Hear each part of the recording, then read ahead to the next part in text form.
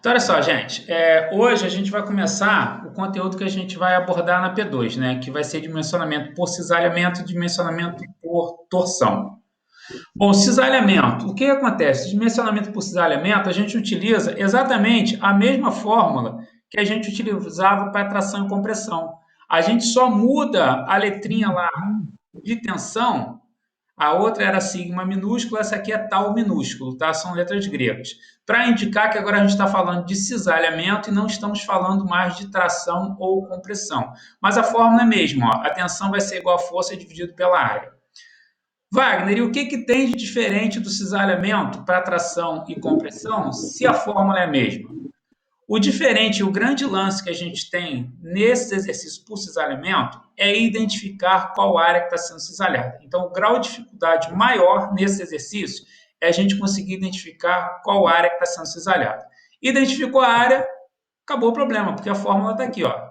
Tensão igual a força dividido pela área. É a fórmula que vocês estão cansados de utilizar. Os nossos primeiros exercícios vão falar sobre um elemento de máquina, né, um elemento de união chamado rebite. Então, eu trouxe aqui para vocês, porque eu sei que tem uma galera que de repente não conhece, tá? Ou conhece apenas um deles. Eu trouxe aqui 3 exemplos para a gente saber do que está falando. Então, na hora que eu mostrar o exercício, que a gente começar a falar, vocês já vão conseguir imaginar bem do que se trata. Então, isso aqui são 3 tipos de rebites, tá? Esse primeiro aqui, ó, eu acredito que seja conhecido de todo mundo. É o rebite de repuxo, é o nome técnico, também conhecido como rebite pop. Esse aqui é aquele rebite que a gente tem um alicate, que as pessoas também chamam de alicate pop, o nome certo é alicate de repuxo, e aí você coloca lá no furinho, bota o alicate aqui, né? Vai puxando, e aí essa parte aqui dessa haste, ela vai sendo puxada para lá, e essa parte do rebite, o rebite é essa parte aqui do meio, tá?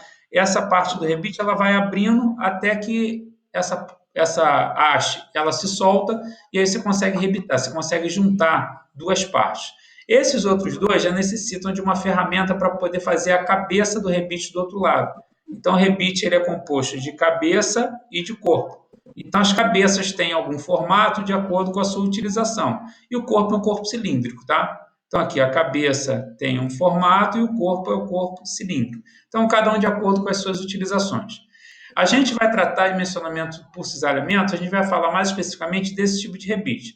Esses outros dois aqui, que necessitam de uma ferramenta especial, normalmente ela pode ser hidráulica ou elétrica, para fazer a conformação mecânica, né, para moldar a cabeça da outra extremidade. Esse aqui é chamado rebite de cabeça tipo panela. Esse rebite vocês vão ver, ele aí realmente o nome é panela por conta disso, porque você vai ver cabos de panelas, né, cabo de frigideira. Se você olhar lá, você vai ver alguma coisa desse aspecto aqui, ó. E do outro lado também esse mesmo aspecto, essa cabeça de um lado e essa mesma cabeça do outro. Então ela é muito utilizada em panela.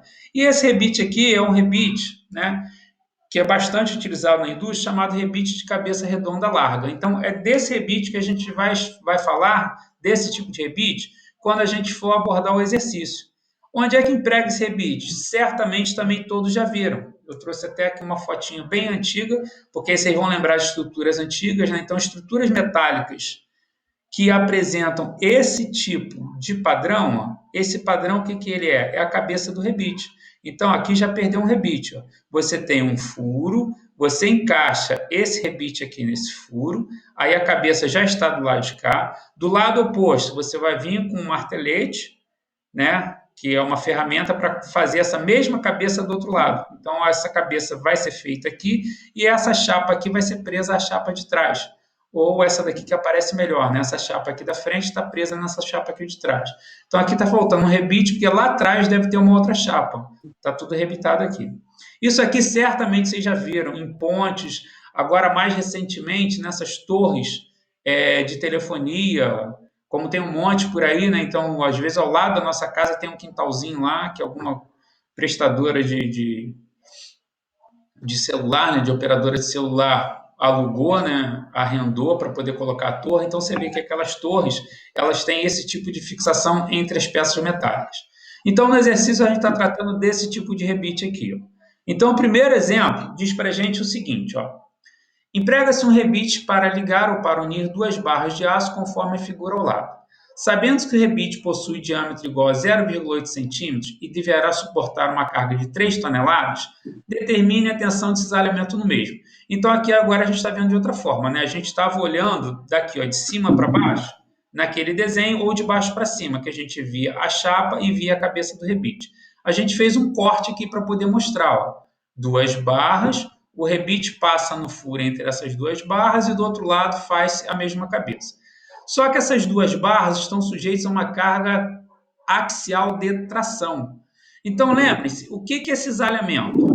Aqui, cisalhamento ele acontece quando a gente tem duas forças de mesma direção em sentidos opostos e que atuam praticamente na mesma seção transversal. Então, quando eu coloco aqui essas duas forças, que são forças de tração, elas têm, ó, mesma direção, se eu considerar que essa direção é horizontal, sentidos opostos, ó, uma para a direita, outra para a esquerda, e vão atuar na mesma seção transversal. Qual é a mesma seção? É a área de contato entre as chapas. Então, notem o seguinte, deem uma aumentada aí para mim aí agora, para me verem melhor. A situação, a situação que a gente tem é mais ou menos isso daqui, ó. Imagine que essa pilha, se eu juntar uma pilha na outra, constitui o meu rebite, o corpo do rebite. Vamos desconsiderar as cabeças, tá? Então, pensando no corpo, a gente tentar mostrar alguma coisa. Então, ó, eu tenho ó, a chapa de cima e em cima está aparecendo parte do rebite. A chapa de baixo e embaixo está aparecendo parte do rebite. Quando eu traciono isso daqui, ó, a força de cisalhamento, ela vai acontecer aonde? No encontro, na junção das duas chapas. Então, quando eu puxo, ó, se o rebite não resistir a essa força de cisalhamento, o que vai acontecer?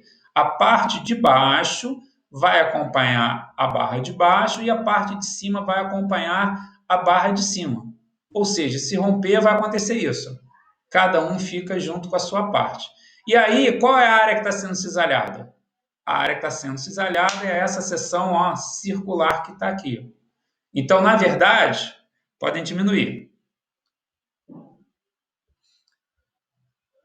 Então, na verdade, o que está acontecendo? Quando essa barra é puxada para a esquerda e essa para a direita, eu estou tendo um cisalhamento aqui, ó, nessa região, na superfície de contato entre as duas. E o rebite, ele tem uma área exatamente aqui, ó, entre essa barra de baixo e essa barra de cima. Então, é exatamente ali, né, que eu vou cisalhar. É exatamente nesse ponto aqui que eu estou cisalhando. Então, quando eu cisalho aqui, eu mostro para vocês a seção transversal, ela é uma seção circular. Então, essa parte aqui, de entender, de verificar qual é a seção que está cisalhando, é a parte mais complexa. Se você consegue identificar qual a seção que está cisalhando, o resto tudo passa tranquilo. Por quê? O que apareceu já aqui para a gente? O que a gente já tinha falado de início. Quando eu vou resolver o exercício, o que eu faço? Eu leio e retiro quais são os dados do que está sendo pedido. Então, quais foram os dados? O diâmetro do rebite igual a 0,8, a carga é de 3 toneladas e está pedindo a tensão de cisalhamento. A fórmula que eu tenho para poder determinar a tensão de cisalhamento, qual é? Força dividido pela área. A partir do momento que eu consigo identificar qual é a área cisalhada, e aí isso é uma área que a seção transversal é circular, a gente já sabe que a fórmula para calcular essa área é πd2 sobre 4.